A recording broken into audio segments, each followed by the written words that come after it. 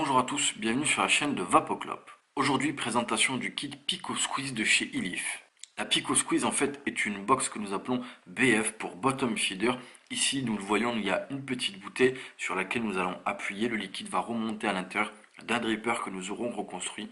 Et ce dripper est fait pour de la vape en prise directe. La Pico, elle, en revanche, est une box mécanique avec certaines capacités en termes de sécurité des box électro. Cette box fonctionne avec un accu 18650 non fourni.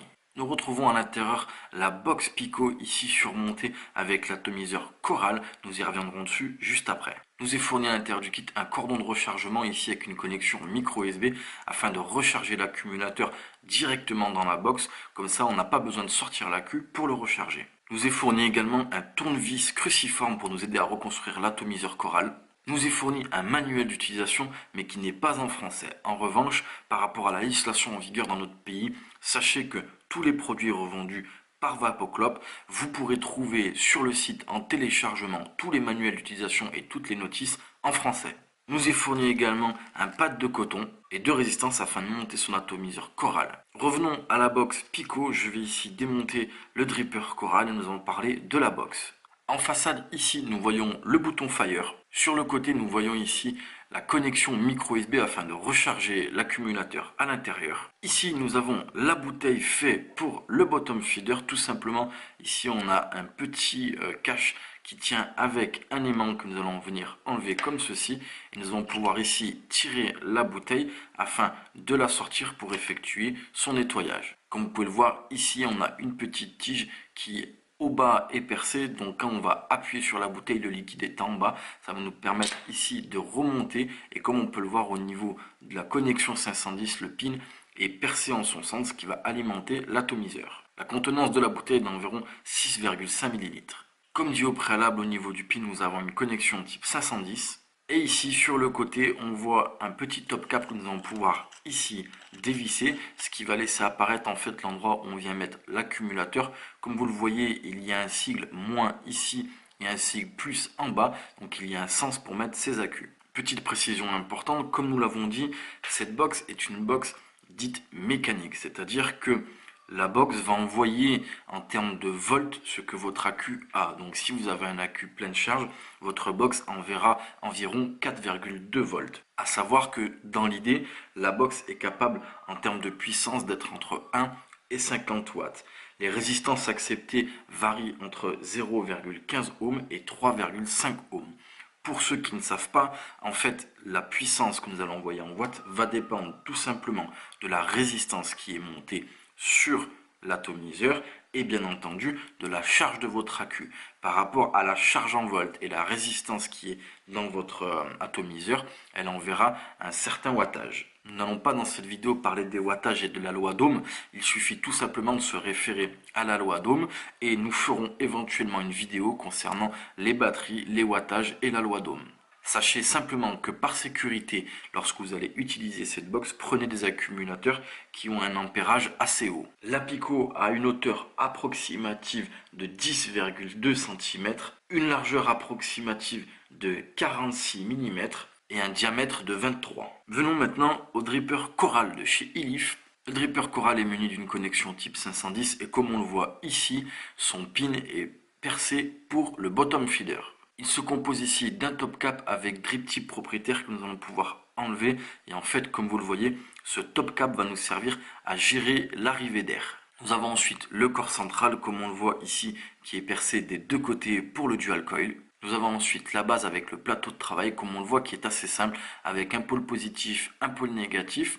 On voit au fond 3 petits trous de chaque côté qui vont en fait nous aider à faire remonter le liquide. Donc quand on aura la résistance qui va être montée, on n'aura plus qu'à poser ces cotons au niveau des trous et ça va imbiber notre résistance. Nous pouvons également ici saisir les plots pour venir dévisser complètement le plateau de travail, ce qui va nous laisser apparaître en fait dessous et tout simplement le pin de connexion qui est percé et on le voit ici, on a les petits trous pour que le liquide puisse passer. Nous allons maintenant remonter le dripper. Pour ce faire, je vais dévisser les deux vis du plot négatif et du plot positif. Une fois mes deux plots dévissés, je vais prendre les résistances qui sont fournies à l'intérieur du kit et je vais venir les placer à l'intérieur. Une fois mes résistances placées, comme vous pouvez le voir, les brins sont un petit peu épais mais ça passe largement. Je vais venir resserrer mes vis et couper le surplus de fil. Je replacerai mes résistances correctement après. J'ai coupé le fil qui sortait de chaque côté, le fil excédentaire de mes plots. Comme vous le voyez, j'ai placé mes résistances pile poil au-dessus ici de la cuve. Pour être sûr, il faut se référer par rapport au top cap. Là, on le voit, elle passe ma résistance pile poil devant mon arrivée d'air. Je vais maintenant placer les cotons. J'ai pris 2 morceaux de coton sur lesquels je suis venu faire une petite pointe. Je viens ici le passer à l'intérieur de ma résistance. Je viens tirer doucement pour ne pas abîmer ma résistance. Je place ici mon premier. Je fais exactement la même chose de l'autre côté. Vous l'avez vu, j'ai coupé mon coton de chaque côté. Je laisse un petit peu de coton dépasser des deux côtés. Et tout simplement, je vais ici venir rabattre mon coton dans la cuve. Alors, petite technique, certains pensent que le bottom feeder, c'est un petit peu compliqué. Pas du tout. Certains se posent la question, est-ce que je dois mettre ici du coton pile poil dans les trous?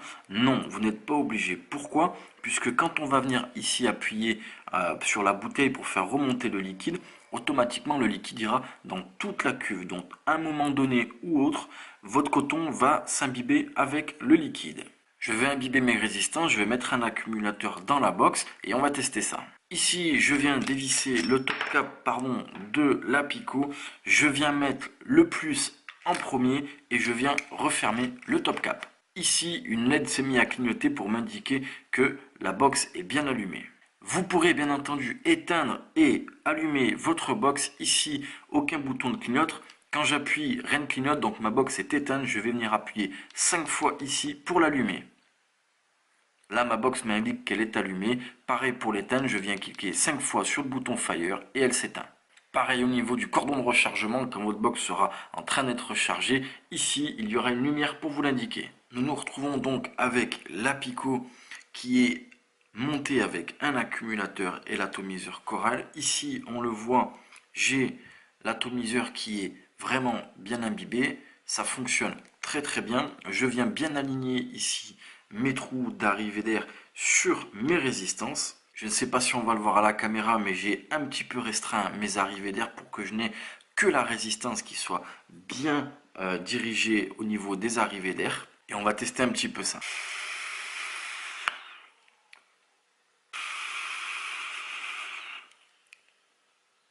Vous l'avez vu, ça fonctionne très bien.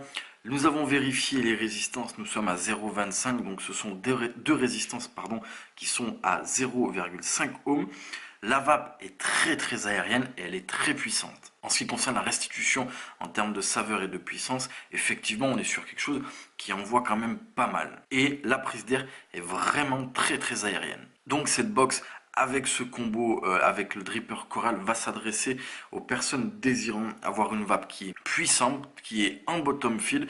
Donc bottom feeder, je le rappelle, ici la bouteille est remplie, on vient appuyer légèrement, ça va remplir son atomiseur. Donc le bon point, c'est que nous pouvons avoir une vape dite de dripper avec quand même une sorte de réservoir qui ne sera pas en fait le dripper, mais nous allons pouvoir remplir le dripper à chaque fois et avec 6,5 ml on peut quand même en faire un peu. Mais ça va s'adresser aussi aux personnes qui aiment la vape assez puissante, assez chaude. On est sur un dripper avec les arrivées d'air directement sur la résistance puis directement dans la bouche. Nous, ce que nous aimons dans cette box, tout simplement, premièrement, c'est le combo avec la box et l'atomiseur Coral qui vont merveilleusement ensemble. Ensuite, la box est juste une merveille à utiliser. Elle a des protections comme l'inversion de l'accumulateur. Si vous ne mettez pas la queue dans le bon sens, elle ne fonctionne pas. On a une protection par rapport aux résistances très basses, mais rappelez-vous, mettez des accumulateurs qui ont un ampérage assez haut. Donc sa simplicité d'utilisation. Nous aimons aussi bien entendu le principe du bottom feeder, c'est que là encore une fois, on peut avoir un dripper mais avec une réserve de liquide. De plus, elle est bien finie et sobre. Voilà, ce sera tout pour la vidéo de présentation du combo Pico Squeeze avec l'atomiseur Coral fourni dans le kit. Nous vous remercions d'avoir regardé cette vidéo sur la chaîne de Vapoclop.